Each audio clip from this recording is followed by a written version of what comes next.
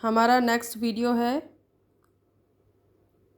आयामी व्यक्तित्व परीक्षण या डायमेंशन पर्सनालिटी इन्वेंटरी टेस्ट। ये टेस्ट है, एक्सपेरिमेंट नहीं है। VMOU के बारे में मैं आपको बता रही हूँ। VMOU की practical report dimensional personality inventory test के बारे में। आइए देखें कैसे बनाते हैं। सबसे पहले उद्देश्य, परिचय। यहाँ पर व्यक्तित्व के बारे में टेस्ट किया जा रहा है, तो आप परिचय देंगे व्यक्तित्व का, व्यक्तित्व की परिभाषाएं, व्यक्तित्व की विशेषताएं, व्यक्तित्व के सिद्धांत, किस तरह के सिद्धांत दिए गए, मनोविश्लेषणात्मक सिद्धांत, मानवतावादी सिद्धांत मैंने लिखे हुए हैं जो भी मुझे याद थे, बुक्स में मिल जाते हैं वैसे।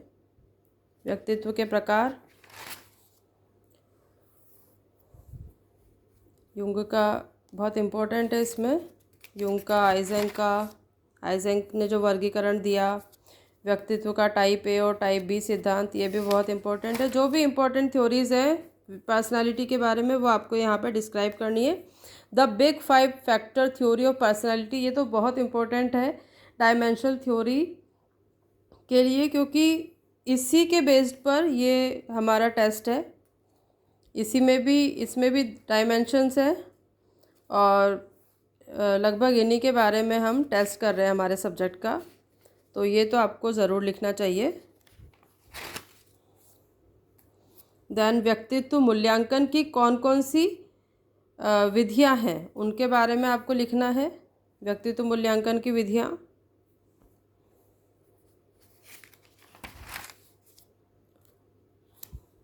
अब हमारा आया प्रयोग परिचय या परीक्षण परिचय। आयामी व्यक्तित्व परीक्षण क्या है उसके बारे में आप लिखेंगे।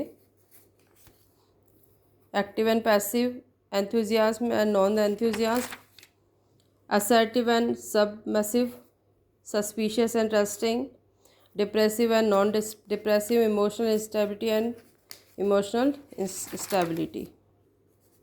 देन सामग्री, प्रयोज्य परिचय सावधानियाँ। प्रयोग में आप लिखते हैं नियंत्रण और टेस्ट में आप लिखते हैं या परीक्षण में आप लिखते हैं सावधानियाँ। देन निर्देश, प्रक्रिया, अंतर्निरीक्षण रिपोर्ट, पर्यवेक्षक रिपोर्ट,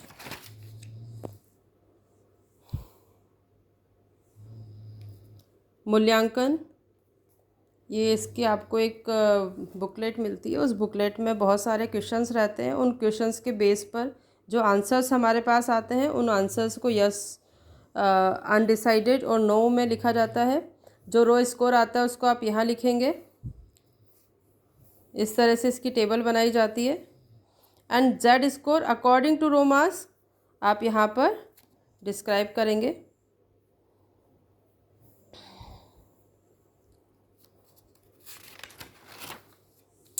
और उसी के बेस पर ये ग्राफ बनेगा।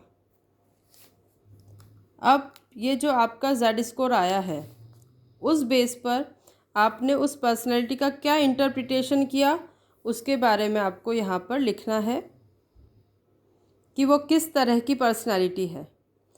जैसे फर्स्ट पार्ट जो था पर्सनैलिटी का, एक्टिव एंड पैसिव पार्ट था, तो फर्स्ट पार्ट में जो उसका जेड स्कोर आया उसके बारे में आपने किस तरह की पर्सनैलिटी वो आपको मिली। जैसे मुझे यहाँ पर मिली कि प्रयोज्य औसत से ऊपर एक्टिव है, आनंदित, ऊर्जावान, उत्साही, मिलनसार और मुखर है। तो इस तरह से आपको उस पर्सनैलिटी को डिस्क्राइब करना है। इस तरह से आप पूरा 6 भाग होते हैं उस बुकलेट में, उन 6 भागों में आप इस पर्सनैलिटी को डिस्क्राइब करेंगे। अलग अलग भागों में आप डिस्क्राइब करेंगे। उसके बाद निष्कर्ष और संदर्भ। इस तरह से हम DPI का प्रैक्टिकल रिपोर्ट बनाते हैं। आई होप आपको ये बहुत हेल्प करेगा रिपोर्ट बनाने में। तो अगर आपको वीडियो अच्छा लगे तो लाइक करें, शेयर करें और सब्सक्राइब करें। Thank you.